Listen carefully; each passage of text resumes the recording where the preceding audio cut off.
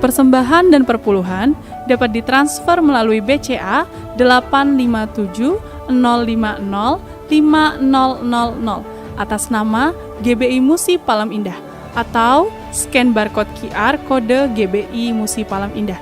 Tuhan Yesus memberkati.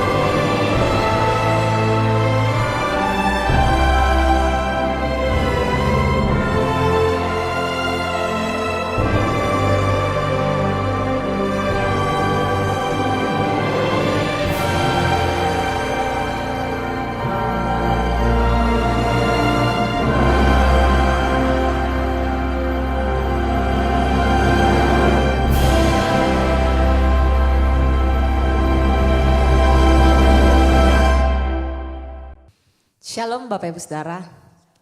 Haleluya, hari demi hari kita merasakan kebaikan Tuhan sungguh besar dalam kehidupan kita, amin.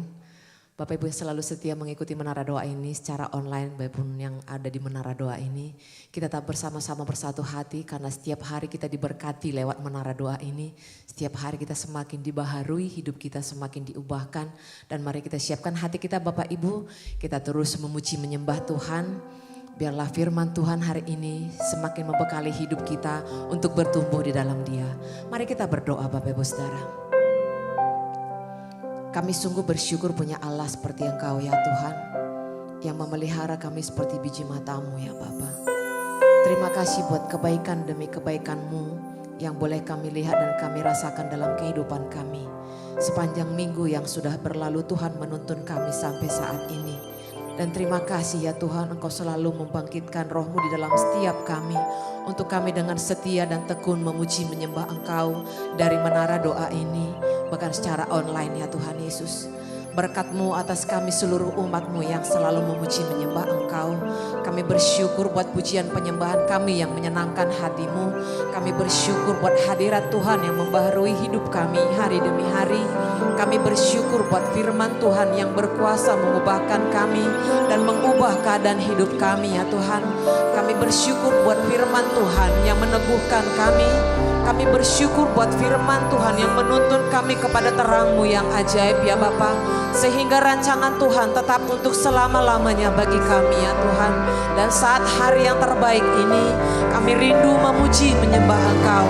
Dengan segenap hati kami mau angkat suara kami memuliakan nama Tuhan. Kami mau buka hati kami biarlah roh-Mu bekerja dalam kami. Biarlah hati kami semakin bertambah mengasihi Tuhan. Hidup kami semakin mengasihi Tuhan. Hati kami semakin mencintai firman Tuhan. Pikiran kami semakin tertuju kepada Tuhan. Seperti mata-Mu tertuju kepada setiap kami ya Bapa. Oh ya terima kasih Tuhan Yesus, terima kasih. Kami sembah Engkau, kami puji nama-Mu Tuhan. Di dalam nama Yesus. Haleluya, haleluya. Di hadapan hadirat-Mu ya Bapa, ku datang dengan penuh kerinduan. Di hadapan hadirat-Mu ya Bapa, segala keangkuhanku hilang di hadapan hadirat-Mu ya Bapa. Di hadapan hadirat-Mu ya Bapa, ku datang dengan penuh kerinduan. Di hadapan hadirat-Mu ya Bapa, segala keangkuhan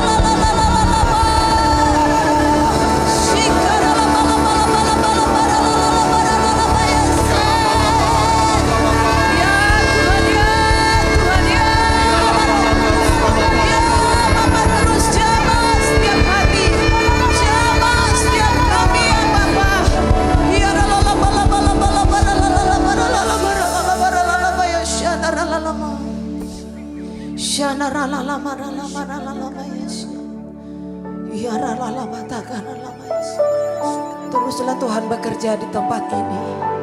Teruslah berkarya bagi kami ya Tuhan Yesus. Biarlah kami lebih lagi menaikkan doa kami, pujian kami kepadamu. Segala permohonan kami letakkan di kaki-Mu ya Tuhan Yesus. Oh ya Rabatakara Shana.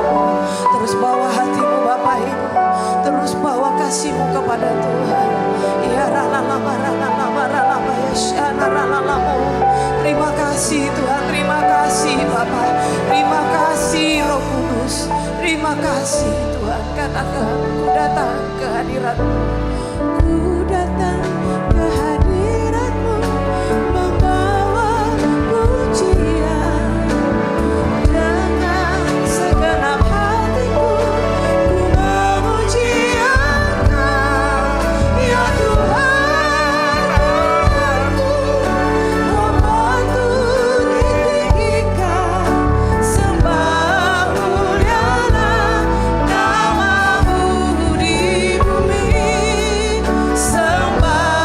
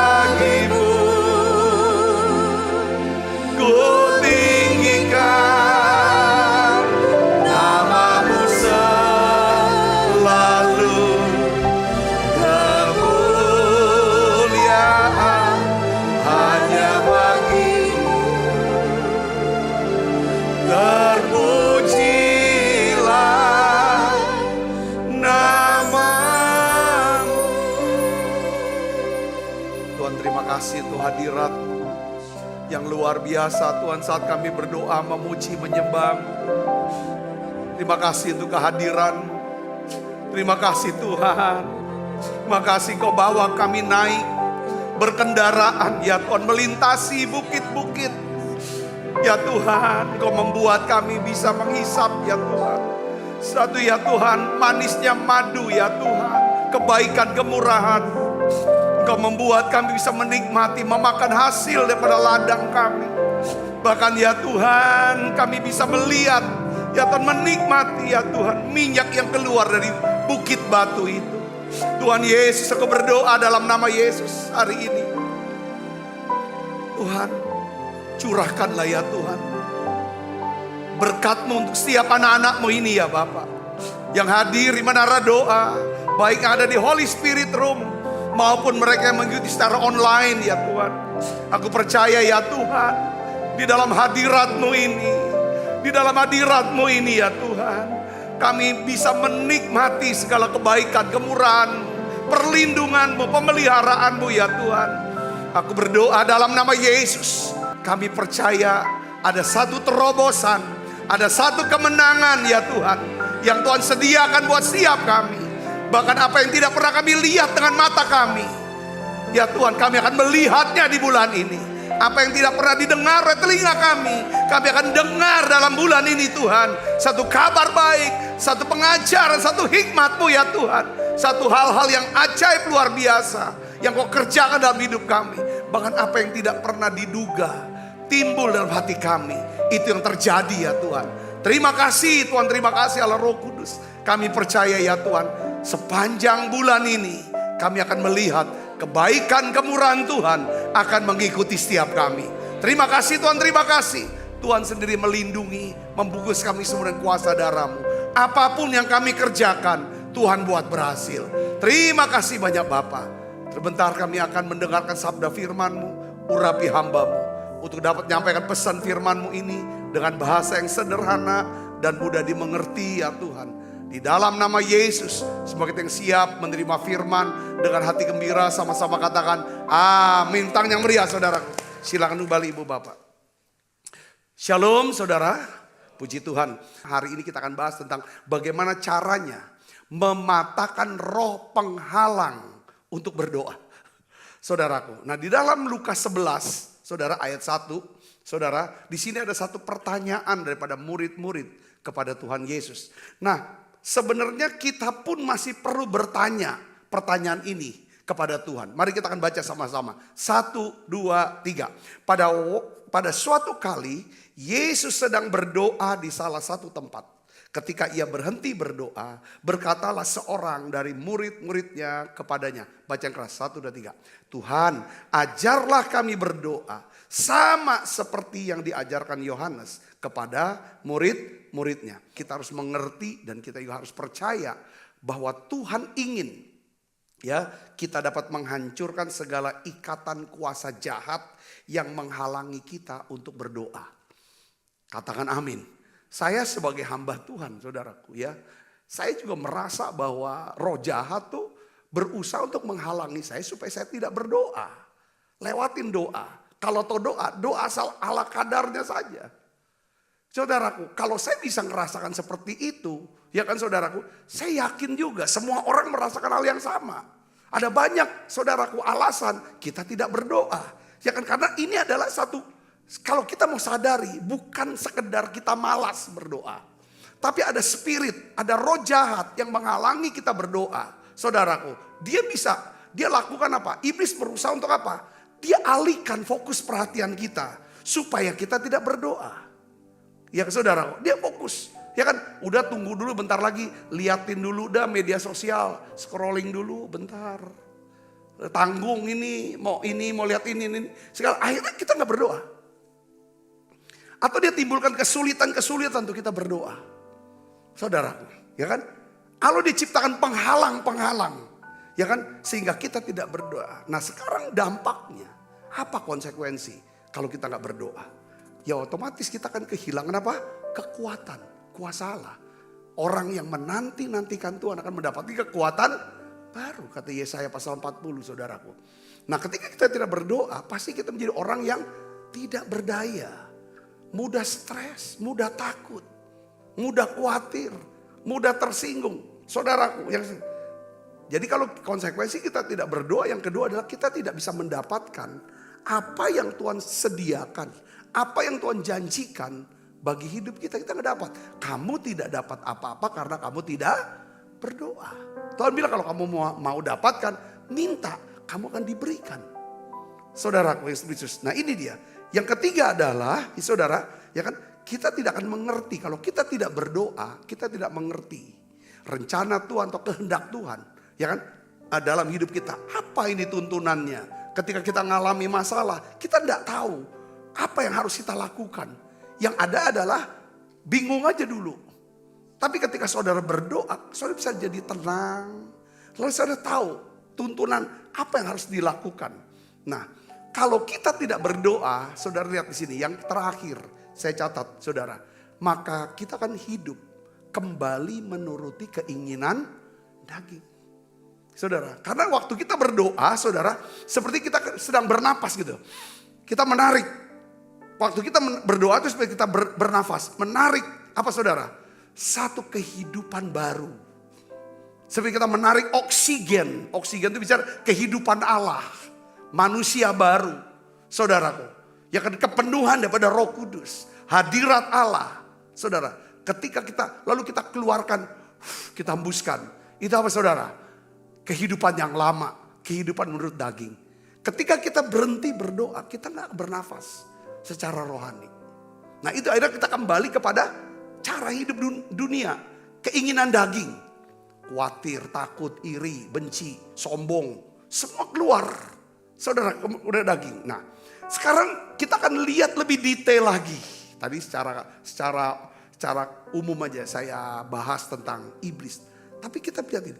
Gimana kok iblis bisa bekerja? Ada beberapa faktor penyebab roh penghalang berdoa itu bekerja dalam hidup kita. Ada beberapa penyebabnya.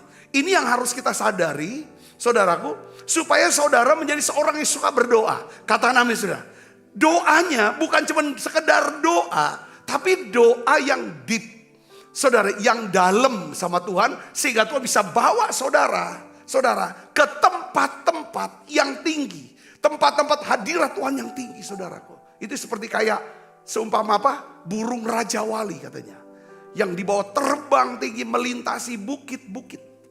Saudaraku Yesus. Nah, apa sih penghalangnya saudaraku? Yang pertama, yang membuat saya tidak berdoa. Yang membuat saudara tidak berdoa. Ini ya kan? Ya, ini roh jahat bekerjanya karena apa? Pertama, ya kan? Karena kita tidak pernah menyatakan dengan tegas untuk bangkit menjadi apa? Pemenang. Karena kita nggak pernah tegas. Pokoknya hari ini aku mau bangkit dan jadi pemenang. Hari ini aku mau jadi pemenang. Saudara tulis di live chat atau saudara yang ada di Holy Spirit sama-sama katakan saya. Hari ini saya mau bangkit menjadi pemenang. Katakan di sini bangkit jadi pemenang, bangkit jadi pemenang. Ya kan? Aku mau jadi pemenang. Aku mau hidup benar, hidup yang baik, hidup yang kudus. Katakan amin. Ini harus diperkatakan.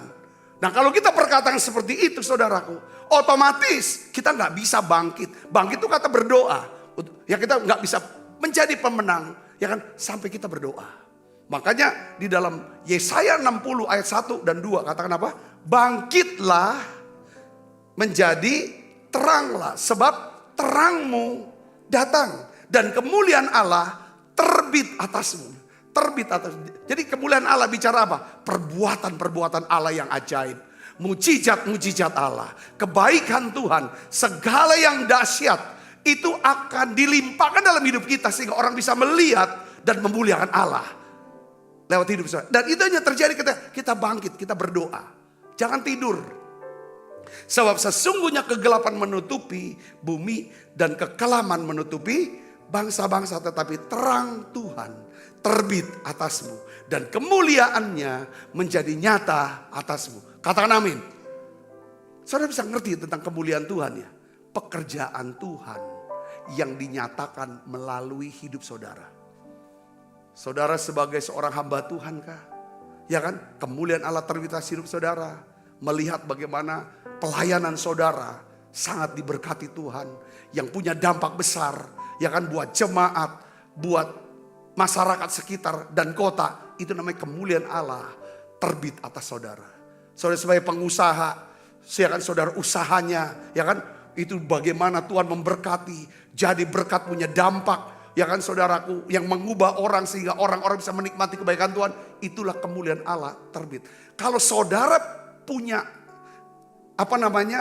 pernyataan, ya kan, punya kerinduan tiap hari, aku mau bangkit dan menjadi pemenang. Saya yakin saudara akan menjadi orang yang suka berdoa. Kenapa kita tidak mau berdoa? Karena kita jalanin hari, lewatnya bangun langsung aja. Bangun. Atau mengerjakan hal yang lain. Seharusnya saudaraku, ya kan, Tuhan mau, ya kan, saudara tiap hari menanti-nantikan Tuhan.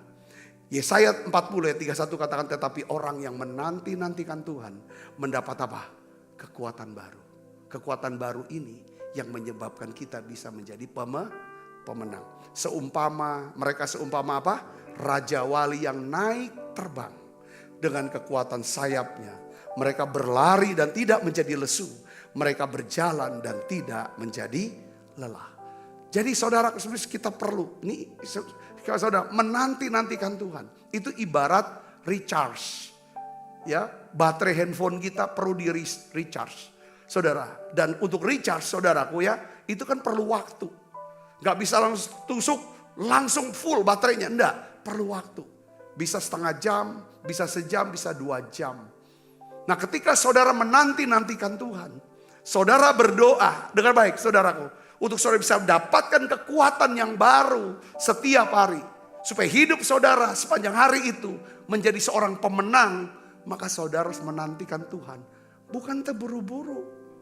Bukan asal lewat. Asal yang penting aku sudah doa, udah baca Alkitab. Kewajibanku sudah selesai. Tapi itu enggak nge-charge. Harus nge-charge. Saudara pernah nge-charge handphone enggak? Pernah. Pernah enggak? Seolah-olah saudara udah nge-charge. Tapi pas besoknya lihat, kenapa kok baterainya enggak full? Rupanya enggak kecolok. Kelihatannya nge-charge. Lihat, kelihatannya lagi recharging. Tetapi kok enggak penuh. Karena enggak nempel sama sumber. Kelihatannya kok doa, ibadah terus. Tapi kok lemah sekali. Oh enggak ngecas ini. Saudara di sini, katakan amin. Apa yang menyebabkan kita tidak berdoa? Di mata Tuhan juga belum berdoa. Berdoa ini saudaraku, sampai saudara ngalami perjumpaan dengan Tuhan.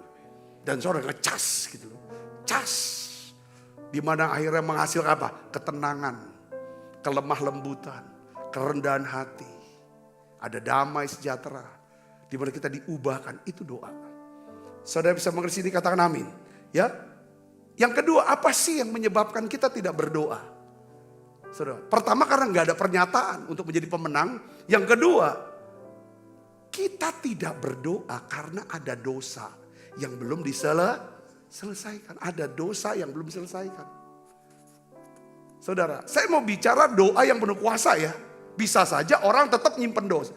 Dia tetap nyimpen dosa, dia tetap berdoa. Tapi doanya ini gak ngecas ini. Jadi roh penghalang doa itu muncul pertama kali di dalam Kejadian pasal 3 saudara. Yaitu ketika Adam bersembunyi dari Tuhan. Awalnya Adam bersembunyi di dalam Tuhan. Itu Mazmur 91. Kau perlindunganku, kau pengharapanku. Apa kata-katanya saudara? Amsal pasal 91, ya kan? Orang yang duduk dalam lindungan yang maha tinggi. Awalnya Adam tuh duduk di lindungan yang maha tinggi.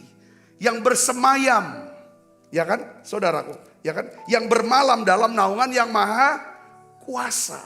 Itu awalnya Adam tuh bersembunyi, berlindung, saudaraku, di cover, ya saudara, oleh Tuhan, oleh hadirat Tuhan, oleh kemuliaan Tuhan.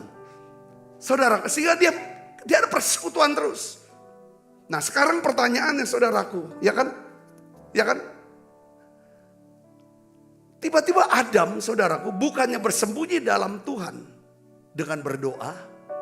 Lalu Adam bersembunyi dari Tuhan dengan tidak berdoa. Mengapa Adam bersembunyi dari Tuhan? Saudara, karena Adam melanggar perintah Tuhan. Karena Adam, saudaraku, melanggar perintah Tuhan. Pelanggaran perintah dosa adalah melanggar perintah Tuhan. Saudaraku. Jadi, saudaraku Yesus, penyebab kita tidak berdoa itu karena ada dosa yang belum diselesaikan. Jadi dosa ini adalah problemnya di sini. Hasil dari berdosa adalah tidak berdoa, menjauh dari hadirat Tuhan. Manusia tidak berdoa karena manusia berdosa. Dosa ini adalah penyakit rohani. Dosa yang menghalangi kita berdoa. Tidak berdoa karena berdosa. Ini masalah besar, problem besar yang tidak disadari. Saudara, yang tidak diduga oleh banyak orang. Saudaraku. Nah, dosa ini atau penyakit rohani ini harus diselesaikan melalui salib Kristus. Kita harus bawa penyakit ini, saudaraku. Ya kan, kepada Tuhan Yesus. Kenapa? Karena Tuhan Yesuslah satu-satunya jalan bagi manusia untuk mendapatkan pengampunan dosa. Harus datang pada Tuhan. Saat kita jatuh dalam dosa, kita melanggar daripada perintah Tuhan. Atau kita tiba-tiba dosa, saudara, menyelinap masuk dalam diri kita. Entah itu dosa yang kecil-kecil, saudara, iri. Lihat orang kita iri.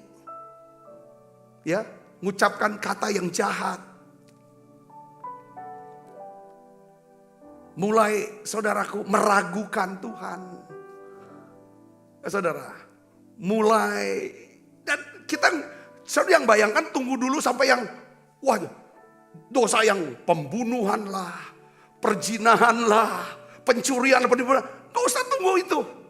Itu udah pasti kita sadar tahu. Tapi kadang-kadang ada hal-hal yang kecil-kecil ini saudaraku. Sombong, ya kan, arogan, kadang-kadang kasar, belum kasar. Kadang-kadang hilangnya damai sejahtera, itu dosa.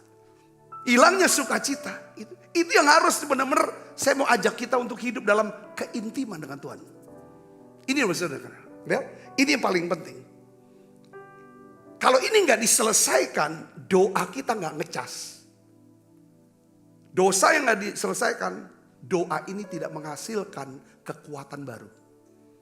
Doa ini tidak ada kuasanya. Hanya sebagai agama. Semua orang beragama pasti berdoa. Tapi tidak semua orang yang berdoa itu ngecas. Ada kekuatan baru. Kekuatan, saudara, untuk bisa menghasilkan buah roh. Saudara bisa di sini, katakan amin. Ya, kekuatan untuk menghasilkan buah roh. Jadi harus dibawa kepada salib. Setiap kali kita bersalah, berdosa, hilang sukacita, hilang damai sejahtera. Jangan saudara tunda, ini akan memisahkan kita.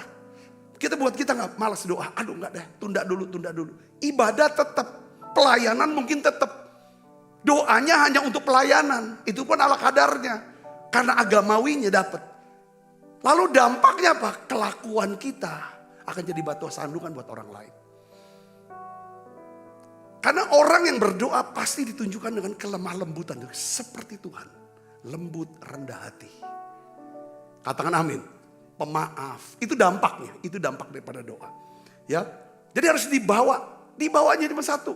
Yang bisa mengampuni dan menghapus dosa manusia cuma Yesus. Doa yang diterima oleh Tuhan. Hanya doa. Ya kan, yang beralaskan dalam nama Tuhan Yesus Kristus. Ini saya jelas. Apa dasarnya? Saya dasarnya Alkitab. Yohanes 1 ayat 29 katakan apa?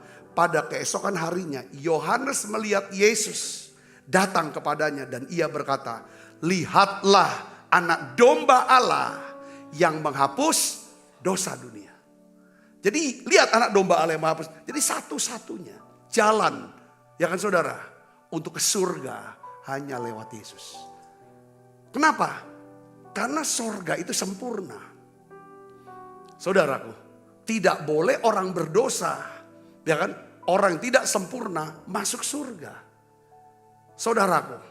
Nah, untuk bisa saudaraku dilayakkan untuk bisa masuk surga, manusia harus menerima pengampunan dosa dan dihapuskan dosa supaya di mata Allah dia menjadi orang yang sempurna atau dibenarkan orang benar.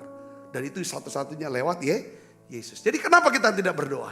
Karena ada dosa yang belum diselesaikan di hadapan Tuhan. Selesaikan saudaraku. Selesaikan. Banyak orang berkata, aku sudah doa loh Pak. Tapi mana kok gak ada hasilnya. Cek ulang. Doanya ngecas gak? Banyak orang, saudara aja tahu. Yang biasa recharge handphone. Ya kan? Kalau baterai handphone saudara. Ya kan? Masih gak full. Walaupun saudara ngecas. Saudara sudah harus pastikan itu. Ya kan? Saudara bisa lihat kok. Ini ngecas apa enggak? Itu ada tandanya. Bagaimana Pak doa saya itu ngecas, ada tandanya kok. Saudara ngalami jamahan, ngalami sentuhan. Saudara ngalami ketenangan, ada ketenangan, kelembutan. Katakan amin, ada satu perubahan sedikit demi sedikit dalam hidup saudara. Katakan amin. Makanya di dalam doa-doa selalu yang kita harus minta adalah doa apa? Supaya kita bisa punya buah roh. Ada kasih, ada sukacita. Ada damai sejahtera, ada kelembutan, ada kemurahan, ada kebaikan, ada penguasaan diri. Saudaraku, katakan amin. Yang ketiga, yang kita lihat apa sih yang menyebabkan kita nggak berdoa? Saudara, kita tidak berdoa karena kita telah apa saudara? Kehilangan roh takut akan Tuhan. Ya, kita tidak berdoa karena kita sudah kehilangan roh takut akan Tuhan. Ayub 21 ayat 14 sampai 15, mari kita baca sama-sama. 1, 2, 3. Tetapi kata mereka kepada Allah, pergilah dari kami. Kami tidak suka mengetahui jalan-jalanmu yang maha kuasa itu apa. Sehingga kami harus beribadah kepadanya. Dan apa manfaatnya bagi kami kalau kami memohon kepadanya. Ini kan kata-kata orang yang tidak takut akan Tuhan. Saudaraku, nah saya ingin kasih contoh. Ketika kita kehilangan roh takut akan Tuhan, pasti kita akan apa saudara? Mendekati dan bergaul dengan apa? Kejahatan. Benar saudara? Karena Alkitab katakan apa? Amsal 8:13, takut akan Tuhan ialah membenci apa? Kejahatan. Kalau kita mencintai kejahatan, kita sudah kehilangan yang namanya roh takut akan Tuhan. Kalau kita mencintai kejahatan dengan berpikir jahat, berkata jahat, berbuat jahat, itu tidak ada roh takut akan Tuhan. Saudara bisa menulis ini, katakan amin. Kalau kita kehilangan roh takut akan Tuhan, sebenarnya kita nggak akan pernah bisa berdoa. Karena orang yang kehilangan roh takut akan Tuhan, pasti dia suka mencintai kejahatan, dia suka berbuat jahat. Saudara ngerti sini? Katakan amin. Nah, contohnya Adam, ya. Adam tuh berani menyentuh dan memakan buah yang dilarang Tuhan. Saudaraku, Adam berani melanggar saudara perintah Tuhan.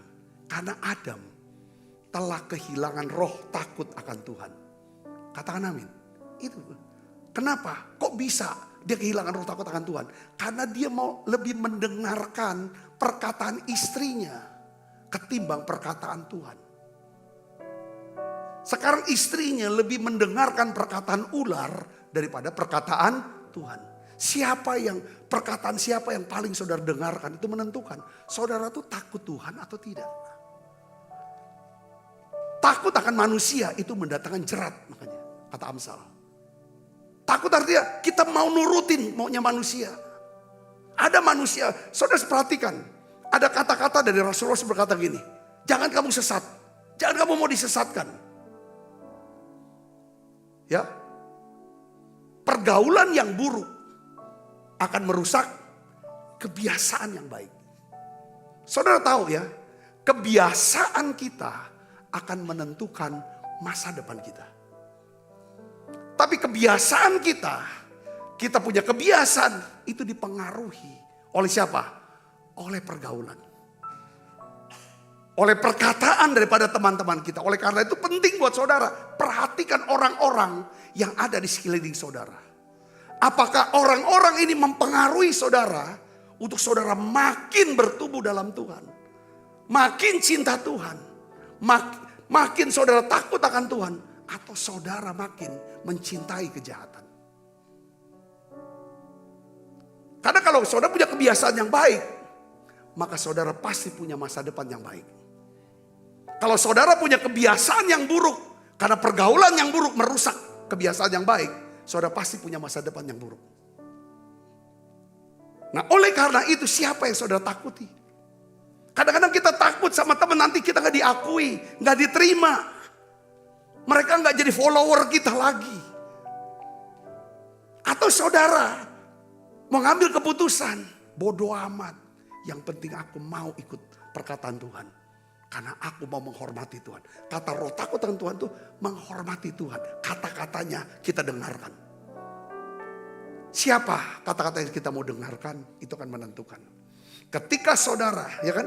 Jadi kita ini tidak berdoa karena ada dosa yang belum kita selesaikan.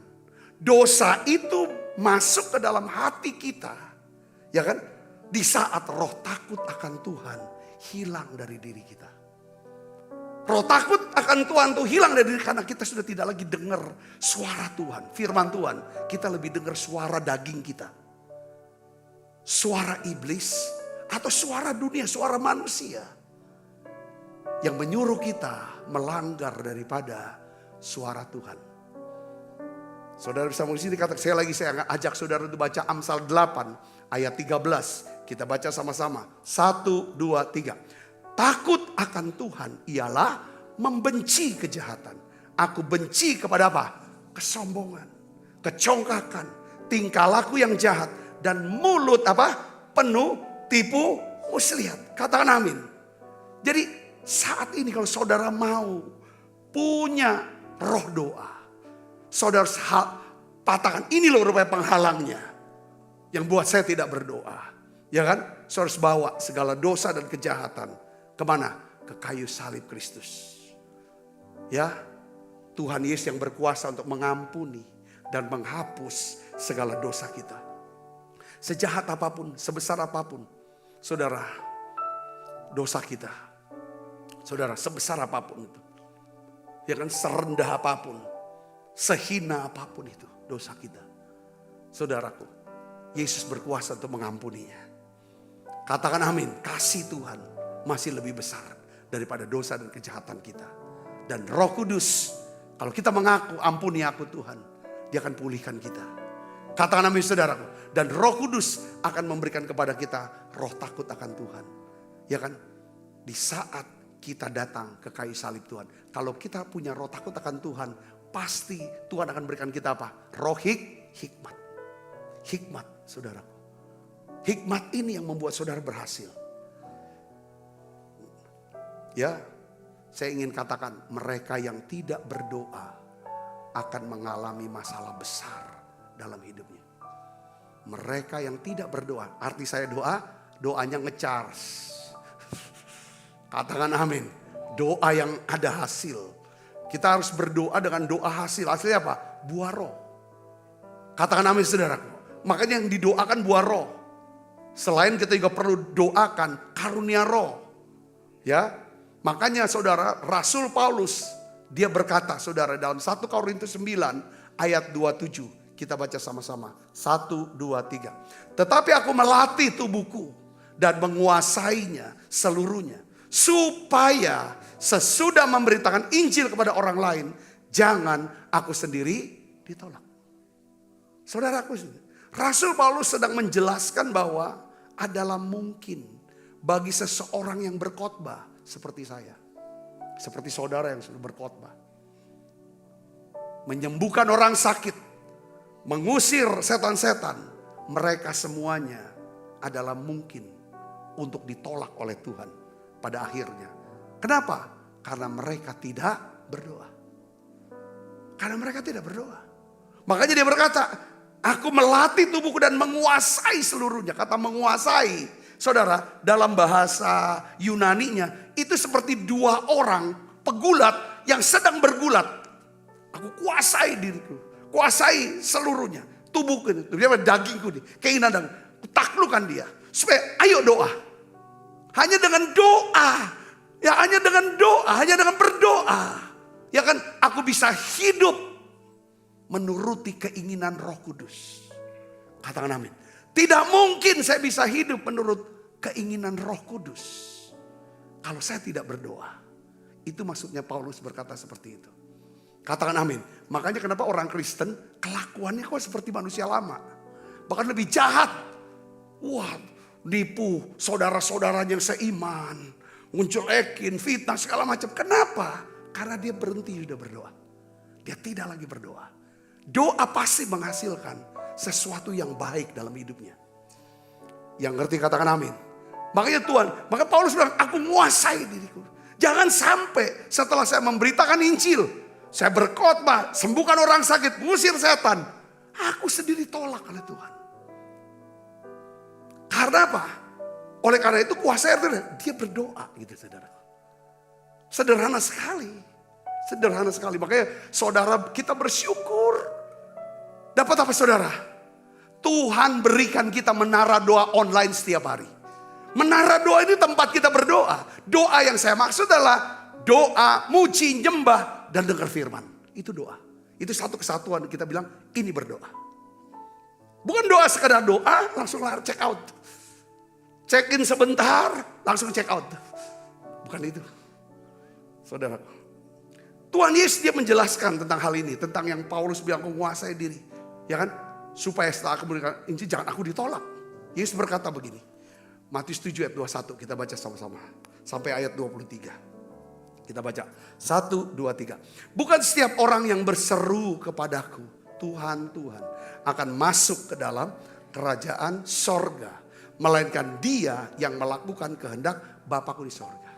Bagaimana kita bisa melakukan kehendak Bapa di surga? Caranya kita harus tahu kehendak Tuhan itu apa. Untuk bisa tahu kehendak Tuhan itu apa? Kita harus berdoa, tanya, minta. Katakan amin. Jadi doa. Jadi orang yang tidak berdoa, orang itu akan ditolak nanti. Saudara bisa ngerti? Doalah saudara. Saudara hamba Tuhan, jangan-jangan banyak hamba Tuhan tidak berdoa. Pelayan Tuhan banyak yang tidak berdoa. Hati-hati saudara, hati-hati. Saya ingin jemaat Tuhan banyak yang tidak berdoa. Worship leader harus lebih banyak berdoa. Supaya bisa bawa hadirat Tuhan. Kalau cuman sibuk sana sini, jalan sini. Padahal dia sebagai pemimpin penyembahan tidak bisa. Pengkhotbah apalagi.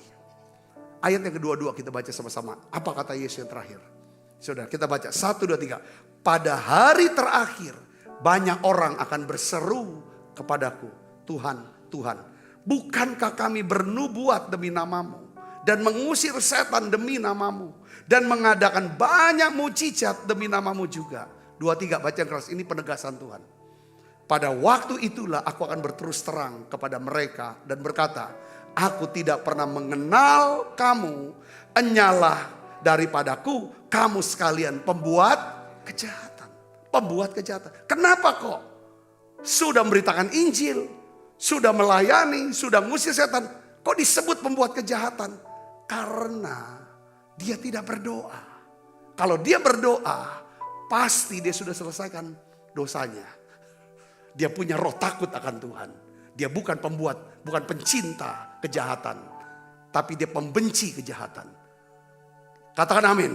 Takut akan Tuhan ialah membenci kejahatan. Saudara Kristus.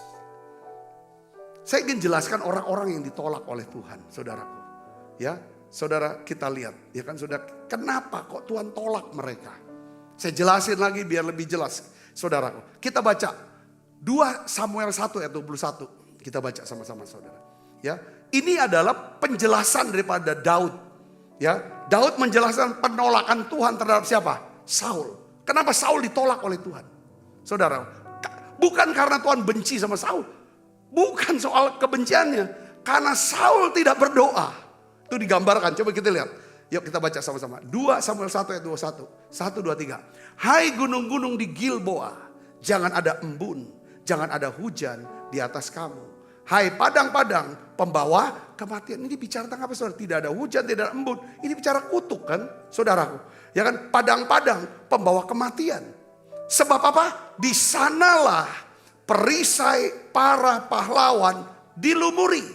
Perisai Saul tidak diurapi dengan minyak. Apa artinya perisai Saul tidak diurapi dengan minyak? Ini satu gambaran kehidupan orang yang tidak berdoa. Orang yang tidak berdoa adalah orang yang tidak akan diurapi. Jadi di saat pengurapan itu hilang, ya kan, karena tidak berdoa, pengurapan hilang. Pada saat itulah Roh Kudus meninggalkan orang itu, saudaraku. Pada saat Roh Kudus tinggal orang ini, perkenan Tuhan hilang dalam diri dia. Saudaraku, karena perkenan Tuhan hilang, Tuhan berkata, aku tidak kenal kamu. Jadi hal ini terjadi pada Saul, pada Yudas Iskariot. Kita bahas juga Demas, Alexander. Saudara, itu semua orang terus Alkitab itu saudaraku udah tinggalkan. Saudaraku, di saat Tuhan ambil pengurapan dari orang itu karena orang yang tidak berdoa. Tidak berdoa, tidak ada, pengurapannya hilang. Apa yang terjadi saudaraku? Pada saat itu Tuhan tidak lagi menganggap dan menanggapi orang itu. Enggak dianggap, enggak ditanggapi orang itu. Saudaraku, jadi ini malapetaka yang ditimbulkan di dalam hidup seseorang yang berdoa. Saudaraku, saya berdoa, saya berharap dengan khotbah ini akan memicu saudara untuk berdoa. Katakan amin. Nah, sebelum saya mau tutup dengan doa untuk kita berdoa bareng, saudara. Ya, saya tuh ingin beritahu kepada saudara tuh, inilah betapa besarnya kasih Tuhan buat setiap anak-anaknya. Gini saudaraku, mungkin saja anak-anak Tuhan tuh sudah lama dia tidak ke gereja, tidak berdoa. Tapi Tuhan tuh selalu kasih yang namanya grace period. Apa grace period? Periode anugerah. Apa namanya periode anugerah itu? Koma di rumah sakit. Waktu koma di rumah sakit itu tergantung daripada keluarganya, lingkungannya. Kalau lingkungannya ngerti, ya kan, dengan mengajak dia berdoa, ya kan, maka Tuhan berkuasa untuk menyelamatkan nyawa daripada orang ini. Katakan amin saudara. Ayo berdoa. Doa yang bagaimana? Yang ngecharge. Katakan amin. Bukan doa untuk dilihat orang. Bukan doa di jalan-jalan. Kata Yesus sebagai orang Farisi. Bukan doa asal supaya aku udah doa tenang dah aku udah doa. Bukan itu.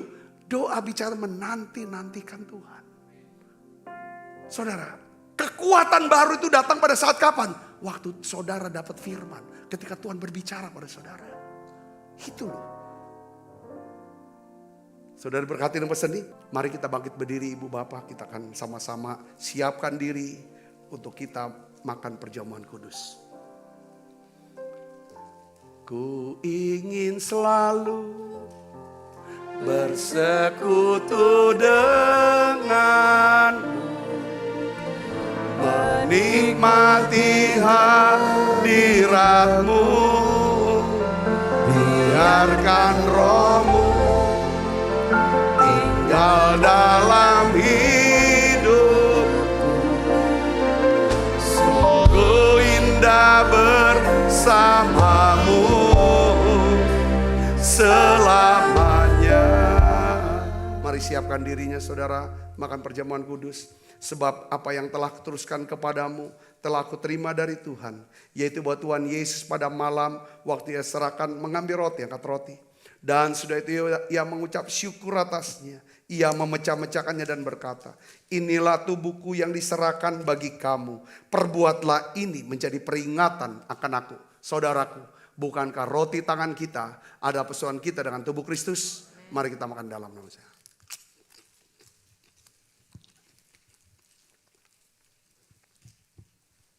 Angkat cawan.